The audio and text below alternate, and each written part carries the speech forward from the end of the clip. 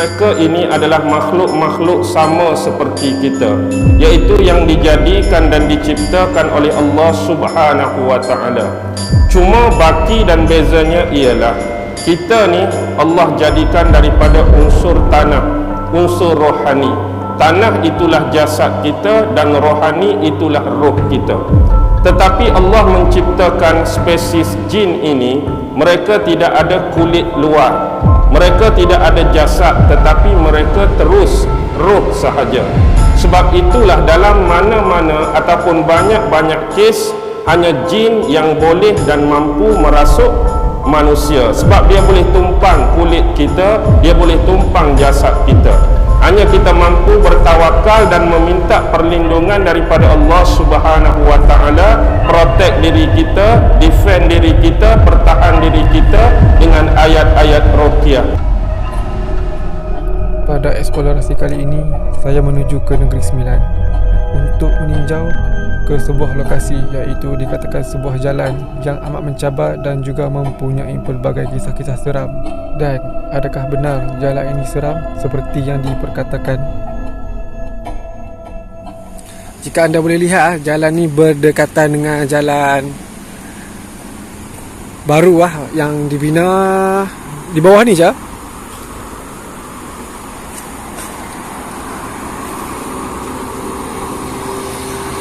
Kalau anda lihat, banyak kenderaan melalui jalan baru ni dan ini jalan lama.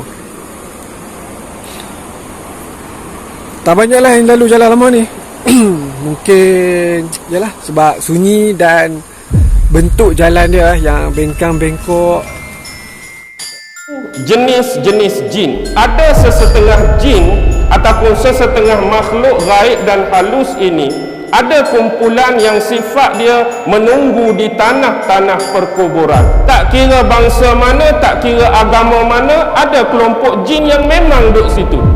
Kumpulan yang kedua ini ialah kumpulan-kumpulan yang dianggap seperti menunggu gua. Kan dalam gunung-gunung, dalam bukit-bukit tertentu adanya lubang-lubang yang kita namakan sebagai gua-gua. Jadi ada kelompok-kelompok jin yang memang mereka suka menginap dan bermastautin dalam gua. Tempat-tempat tersebut bila gelap, ada benda-benda yang pelik, ada benda-benda yang berbunyi, terus menganggap tempat tu ada orang duduk. Bukan makhluk seperti kita, tapi penunggu gua daripada kalangan jin, iblis dan syaitan. Dekat jambatan ni kes pembuangan mayat dekat sini berdekatan dengan pokok besar tu. So malam ni kita akan datang balik kat sini. InsyaAllah kalau tak hujan ataupun masa mengizinkan, kita akan berhenti kat sini sat. Jumpa malam ni. Kumpulan yang ketiga adalah kumpulan-kumpulan makhluk halus yang menunggu mayat-mayat tertentu. Maksud mayat-mayat tertentu ni bukan mayat yang dah ditanam, hak tu geng kubur dah ada, tetapi yang mayat-mayat yang baru meninggal, mayat-mayat yang baru mati. Sebab itulah kalau ada kematian, maksudnya kalau meninggal tu tempat-tempat yang kurang sesuai lah. Bukan mati di rumah, kadang-kadang mungkin mati di hutan, mati tengah padang, mati tengah laut. Sebelum kita nak minta pertolongan daripada orang lain, kita nak tinggal mayat tu, kalau boleh tutup mayat tu. Jangan biar dia lagu tu terdedah dan terbuka. Sebab bila kita tinggal untuk tempoh yang lama, mesti ada benda tu akan duduk sekali dengan mayat tersebut. Tak kira lah dia nak duduk di situ saja-saja ke, atau dia nak merasuk dalam mayat tersebut. Jadi dia ada geng-geng yang menunggu tempat-tempat seumpama demikian. Untuk apa? Untuk menakut-nakutkan manusia. Untuk menakut-nakutkan manusia.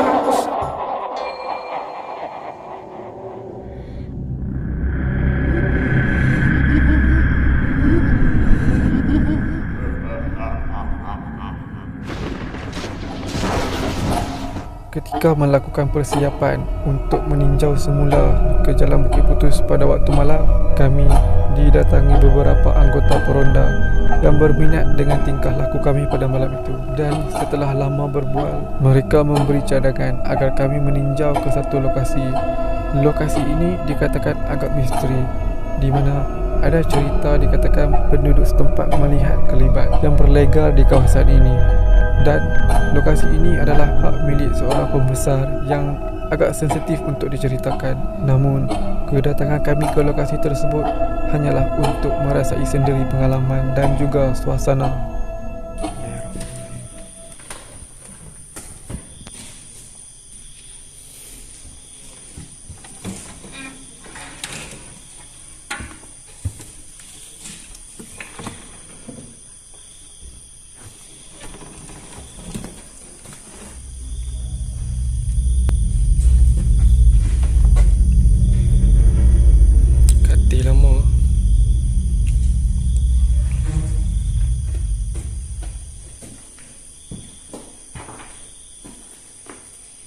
Depan tu dah reput.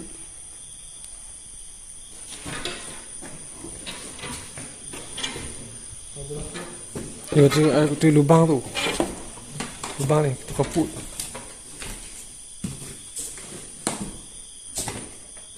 Dah reput. Tapi design rumah ni memang lama-lama. rumah ni.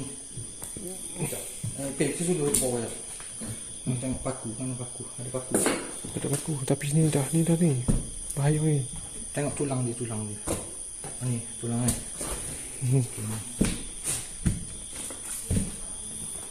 Masuk di situ. Tak maaf sebab oi dah buat aku.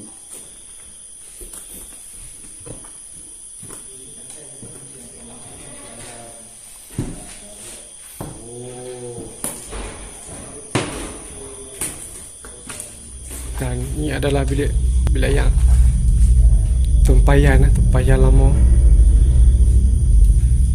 Ya. Pam tandas. Jenis lama kalau anda boleh lihat. Ada payah. Lansir dia masih ada lansir, tak tahu tahun bila. Banyak semut binatang. Tu sistem lama. Sistem lama. Sistem air lama ni. Dia punya ni lama ni, jenama apa tak tahu. Dan ada satu ayat Al-Quran. Ada ni. Ada ayat Al-Quran dalam ni. Ha, ya ke? Tak atas tu. Tempat ni. Mana? Kat sini. Alhamdulillah tu terpanggil lah tu untuk ambil. Kalau tak berapa lama ayat suci Al-Quran tu akan duduk bawah. Ni tempat itu Katil lama. Tengok sini binaan dia.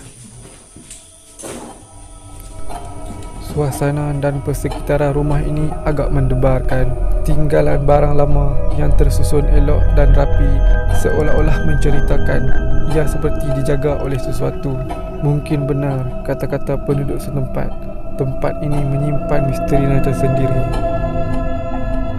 Dan setelah selesai meninjau rumah lama tersebut, saya kembali semula ke lokasi utama, iaitu Bukit Butus. Dan kedatangan kami pada malam tersebut disambut oleh kabus yang tebal. Jarak penglihatan pada malam tersebut agak terhad. Mungkin ini adalah salah satu sebab mengapa jalan ini dikatakan mencabar untuk dilalui pada waktu malam.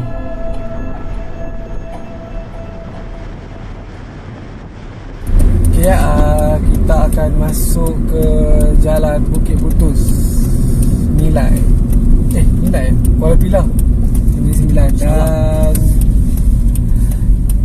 jam waktu ni pukul agak lewat kami mula sebab tadi Syak dengan OH explore dekat quarters apa? Katri lah.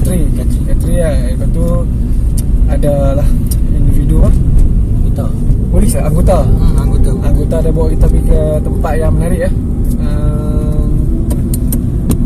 Rumah besar. Orang besar. Adalah video sikit-sikit lah kami tunjuk lah selingan lah. Tak boleh tunjuk full sebab agak sedih. Ya, ni lah jalan Bukit Butus.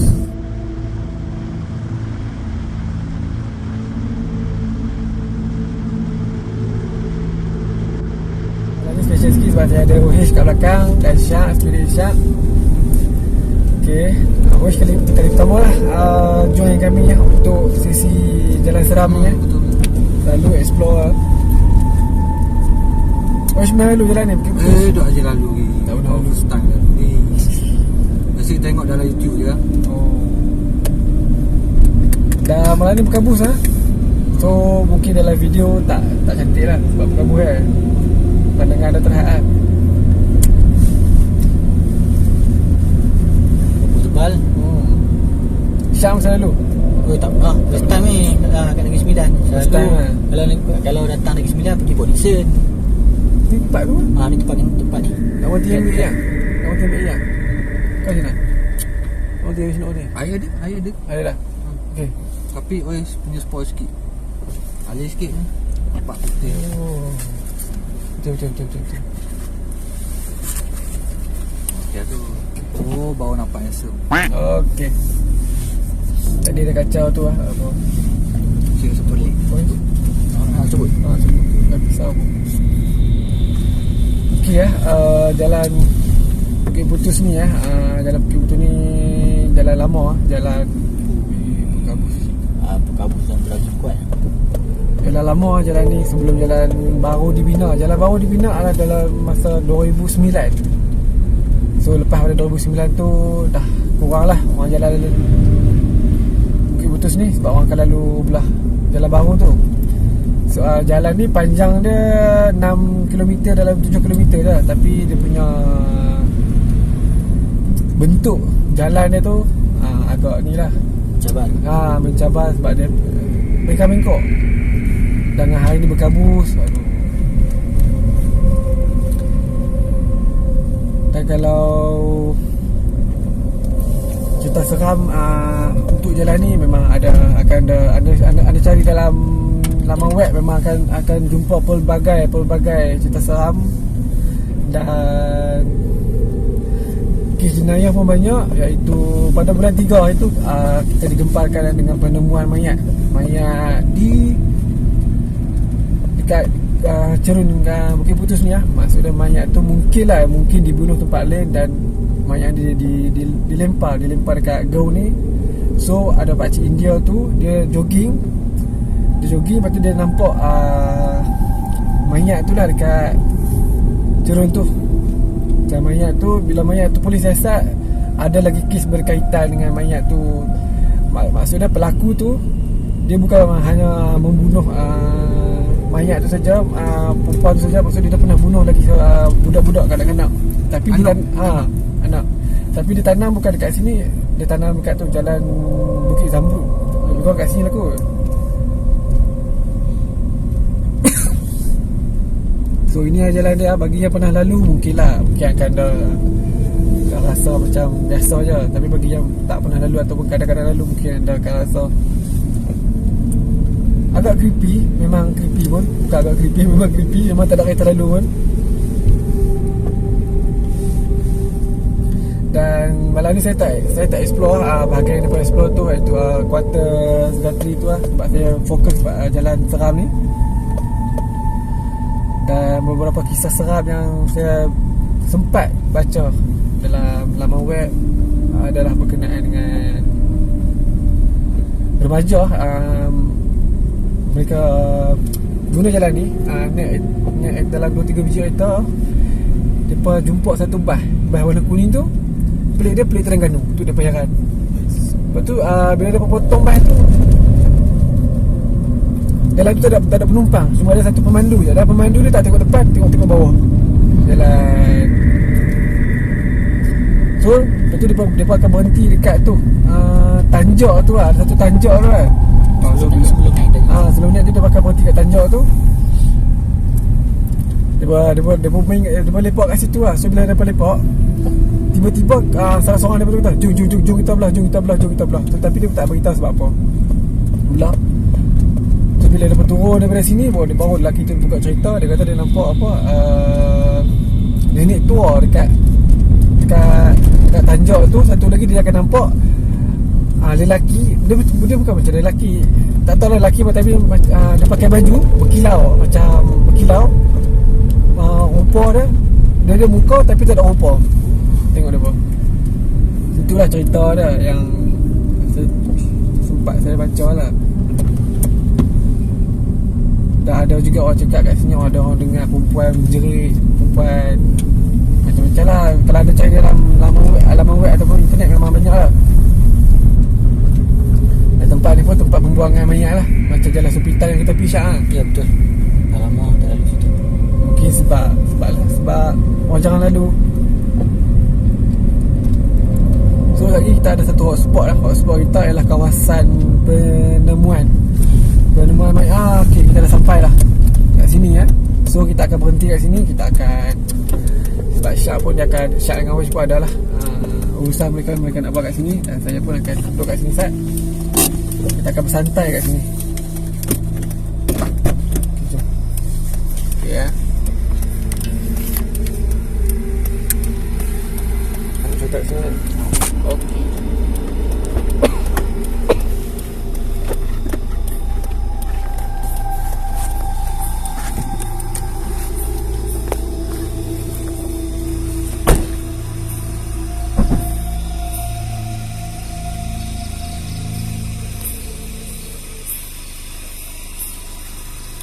Okey ya.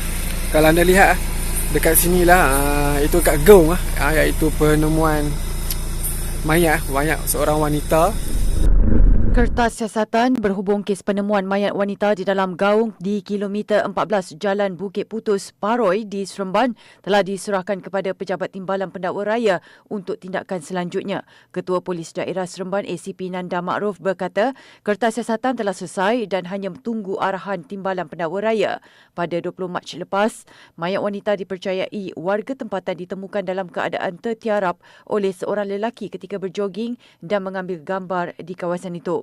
Susulan kejadian itu, dua lelaki masing-masing berusia 41 dan 44 tahun serta seorang wanita berusia 18 tahun yang mempunyai talian persaudaraan ditahan bagi membantu siasatan mengikut Seksyen 302 Kanun Keseksaan. ACP Nanda berkata, reman ke atas lelaki berusia 41 tahun dan wanita itu dilanjut hingga 16 April ini.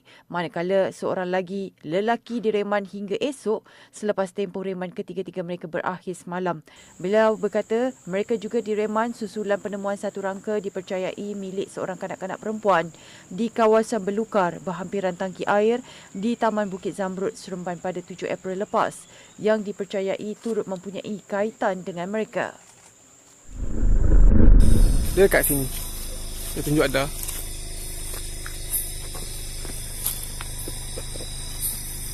Kat sinilah tempat dia dijumpai ya. Berdekatan dengan pokok besar ni. So ini ada jalan.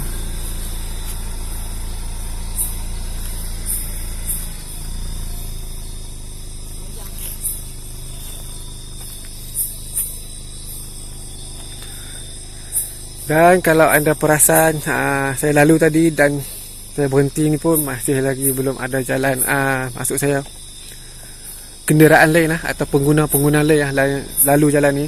Dan pada waktu siang pun waktu saya terbangkan drone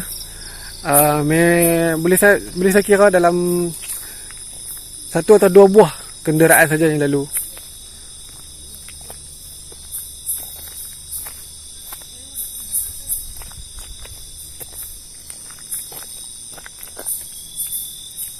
Buat terkejut betul lah. Siapalah yang pergi gantung kat situ. Terkejut. Boleh buat betul dia pun. So ini jalan dia.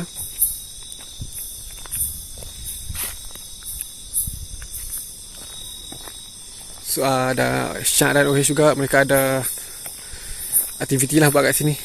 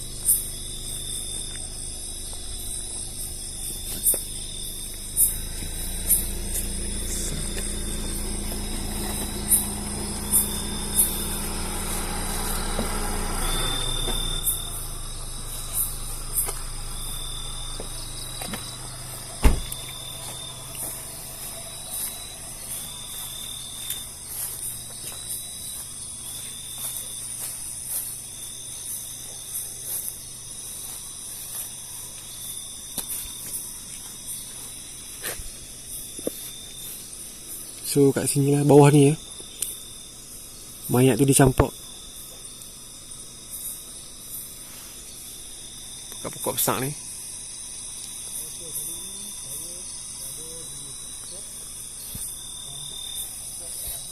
Dan saya difahamkan jalan ni kalau ada waktu pagi sajalah, mungkin akan ramailah yang akan berjoging kat sini ya.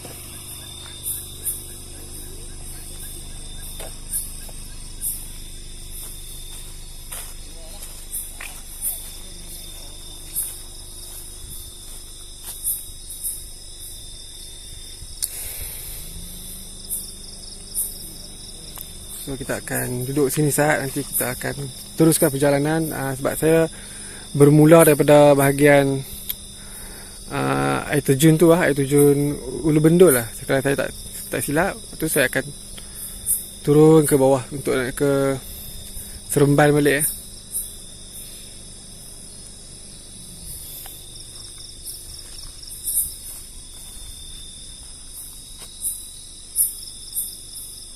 Dan ini adalah kawasan hutan simpan, dan saya tak pasti hutan apa. Saya terlupa nak. Tapi feel dia memang ada rasa lah. Memang ada.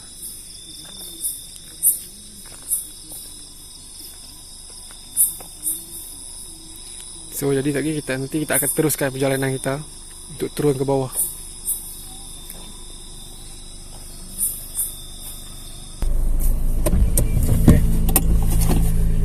Kita akan teruskan perjalanan kita untuk turun ke bawah. Dan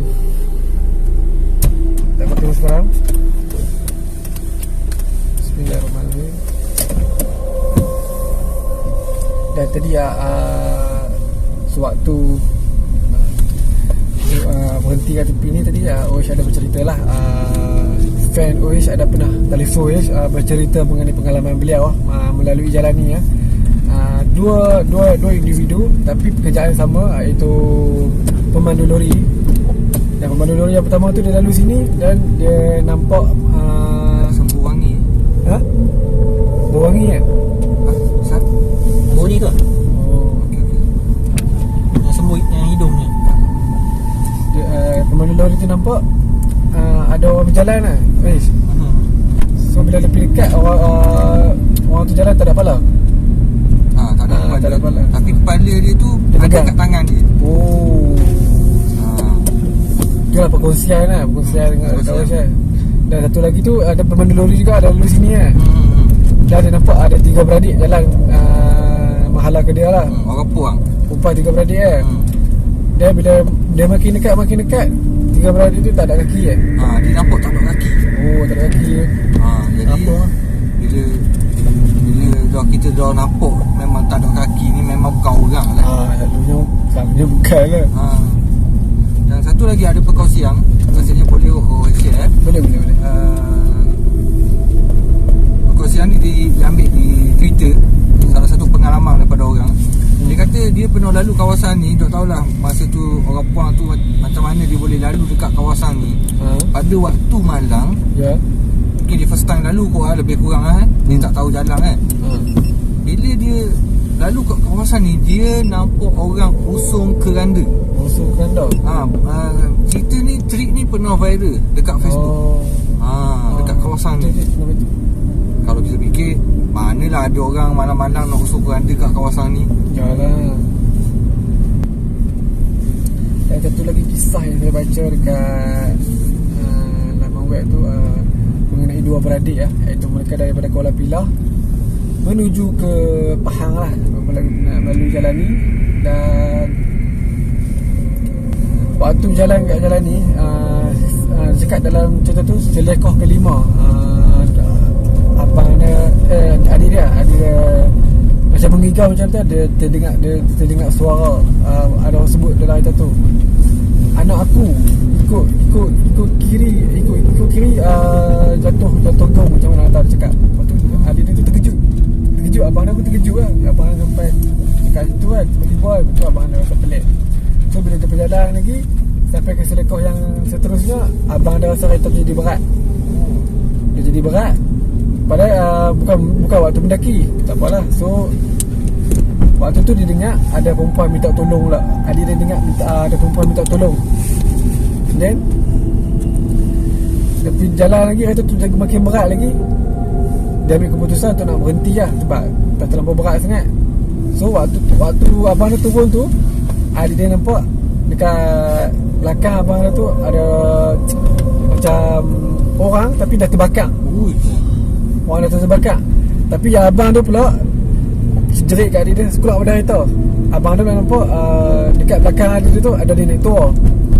Cuma pakai mesin-mesin tu tarik macam tu lah. Lepas tu kebetulan ada kereta lalu.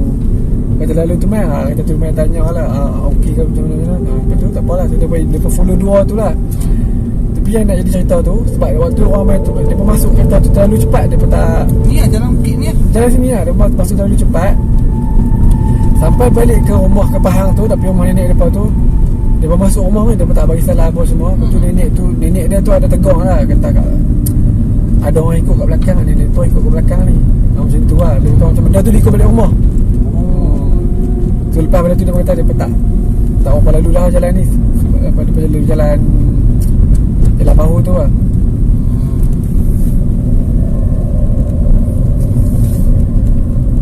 Dan kalau Negeri Sembilan ni sebut pasal Bukit Putus tu memang famous lah. Dia macam jalan karak lah. So kita dah nak sampai kat penghujung rasanya. Dan itu adalah sedikit sebanyak yang saya boleh kongsikan dengan anda. Dan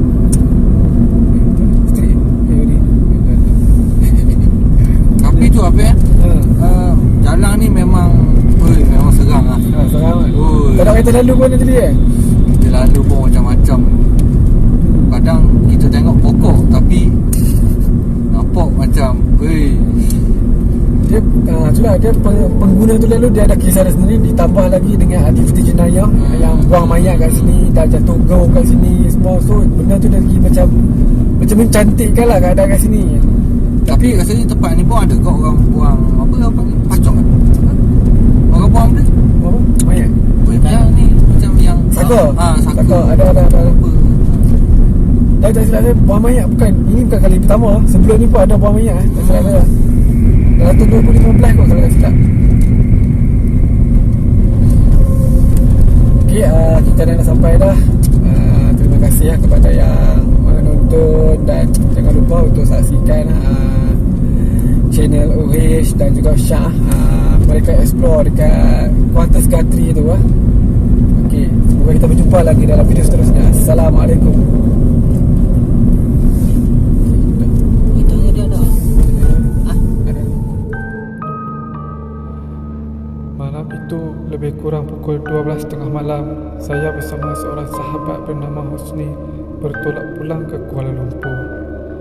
Saya memperlahankan kenderaan sebaik sahaja menghampiri laluan Bukit Putus. Suasana jalan raya ketika itu cukup lengang dan gelap. Kenderaan lain langsung tidak kelihatan, mungkin sudah lewat malam agaknya. Saya teruskan pemanduan. Perlahan-lahan kereta saya pandu menyusuri jalan Bukit Putus yang mempunyai 32 selekoh itu.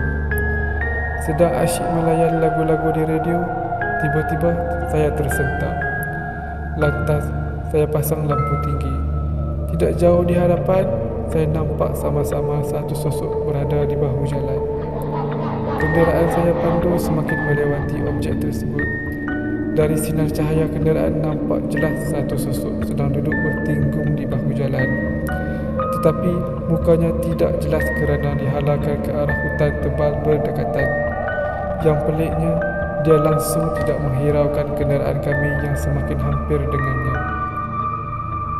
Sebaik sahaja kenderaan yang saya pandu ingin memintasnya, tiba-tiba tanpa disangka makhluk itu memalingkan mukanya ke arah kami. Nampak jelas matanya merah menyala serta lidahnya terjulur panjang sehingga mencecah jalan raya. Kami berdua tergamam. Secara tiba-tiba makhluk tersebut terus menginsut dan merangkak ke arah jalan raya menuju ke seberang jalan. Saya tekan brek secara tiba-tiba. Nasib baiklah kereta yang saya pandu tidak laju, jika tidak pasti berlaku perkara yang di luar jangkaan. Saya dan Husni beristighfar panjang sambil berpandangan. Tanpa buang masa, saya pecut tinggalkan kawasan tersebut. Mulut saya kumat kamit membaca ayat suci Al-Quran. Saya menarik nafas lega setelah kenderaan yang dipandu masuk ke susur lebuh raya utara selatan menuju ke Kuala Lumpur. Namun, saya percaya apa yang kami saksikan tadi adalah syaitan yang seringkali diceritakan oleh pengguna jalan raya ketika melalui kawasan tersebut di waktu malam.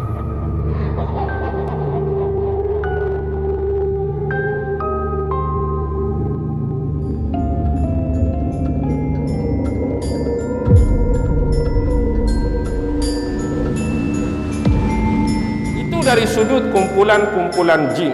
Jadi bila kita dah faham demikian, ini menunjukkan bahawa jumlah jin memang terlampau jauh bezanya dengan jumlah kita manusia. Mereka memang lebih ramai.